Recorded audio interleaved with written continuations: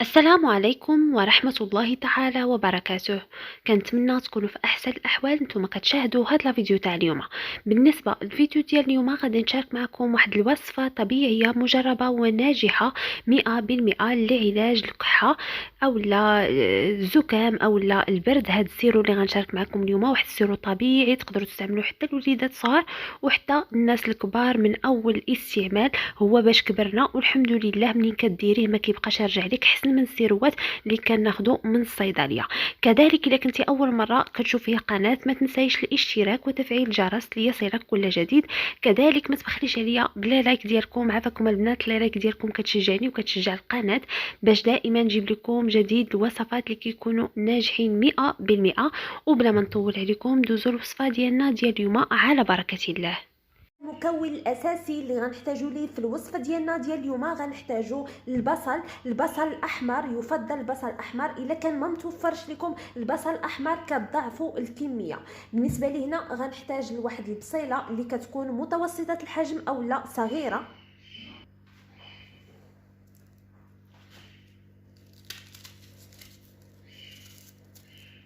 غنحيد ليها القشور ديالها.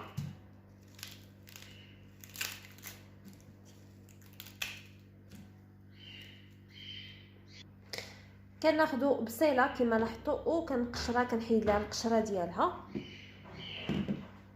وغادي نحتاجو لواحد المبشره من الافضل الا كانت مبشره رقيقه.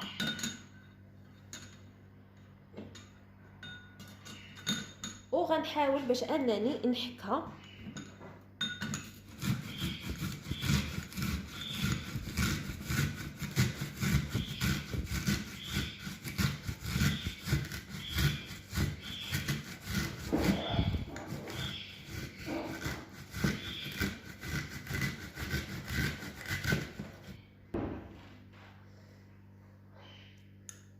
هما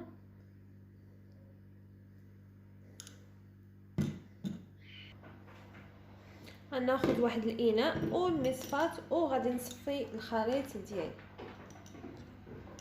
بالنسبه للطعم ديالو مع هاد الوصفه اللي غنعطيكم اليوم ما كيبقاش كيعطينا داك الطعم ديال البصل.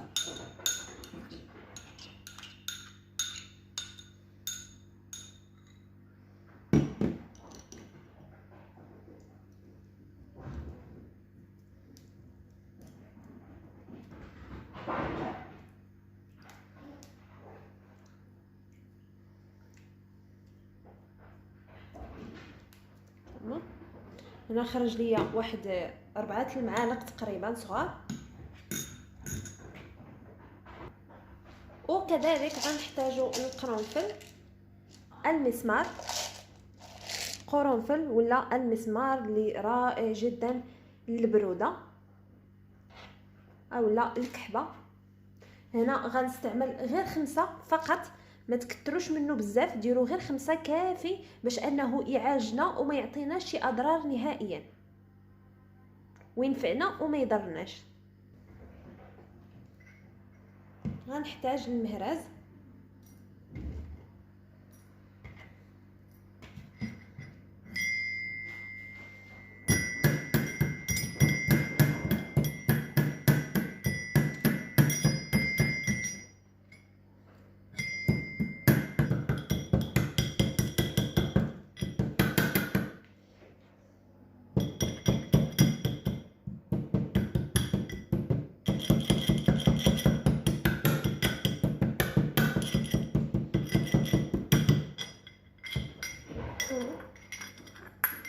تيولي لينا على شكل بودره صافي. من بعد ما طحن ليا ولا ليا على شكل بودره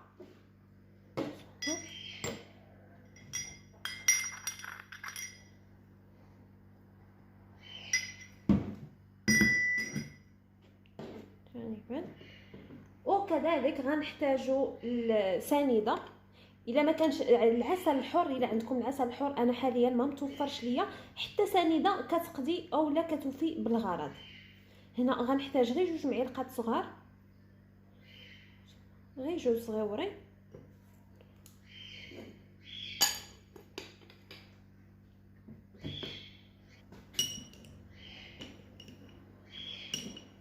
باش ما كتبقاش داك الطعم ديالها، وفي نفس الوقت كتعطي مفعول.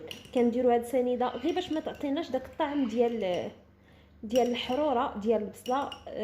وفي نفس الوقت فاش كنزيدوا هاد القرنفل راه كتعطي واحد الطعم لذيذ البنات، راه كيعطينا واحد الطعم لذيذ، ما كيبقاش فيها ديك الريحه ديال البصله وداك المذاق ديال البصله، ما كتبقاش نهائيا.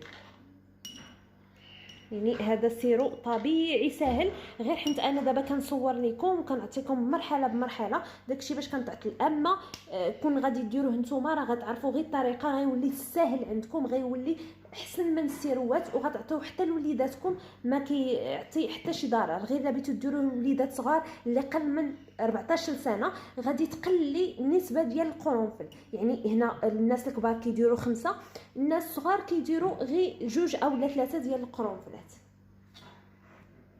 وكذلك غنحتاجوا لواحد المندرينه اولا ليمونه كبيره ولا صغيره اللي عندك، غادي نحتاجوا لها لانها هي كتعطينا القوه وكذلك غنيه بفيتامين سي، وفيتامين سي مزيان للكحبه.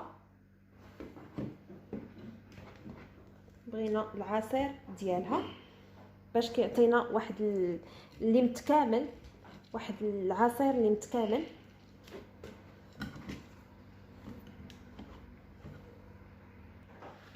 كما قلت لكم راه الطعم ديالو راه لذيذ، ماشي زعما تقولوا لا راه الطعم ديالو ما زوينش ولا تبغيو تعطيوه لوليداتكم وتخافوا منه، لا.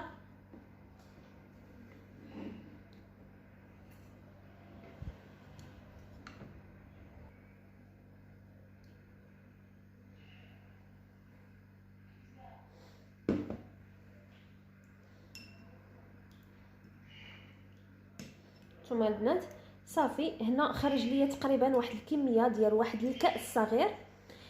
هاد الكميه هادي غتقسميها على 3، غادي تاخدي 3 المعالق كبار في الصباح، 3 المعالق كبار من وراء الغداء، وقبل ما تنعسي شربي داكشي اللي غيبقى. من الافضل من وراء الاكل، وحتى قبل من الاكل ما عنده حتى شي اضرار نهائيا. وتقدروا ديروا حتى واحد الكميه كبيره وتحتفظوا بها في الثلاجه او لا في المبرد. كذلك تقدروا تزيدوا عليها حتى المخنزه الا كان عندكم الاوجاع ديال الراس، يعني كان فيكم الزكام وعندكم حتى اوجاع في الراس او لا عندكم الكحبه واوجاع في الراس، تقدروا تزيدوا عليها حتى المخنزه. من اروع ما يكون. هذه وصفه طبيعيه وسيرو طبيعي اللي تقدري تصاوبيه بالنسبه للناس اللي ما كيبغيوش يشريو ادويه ديال الصيدليه او حتى الناس اللي ما كيقدروش انهم يشريو الادويه. كنتمنى الفيديو ينال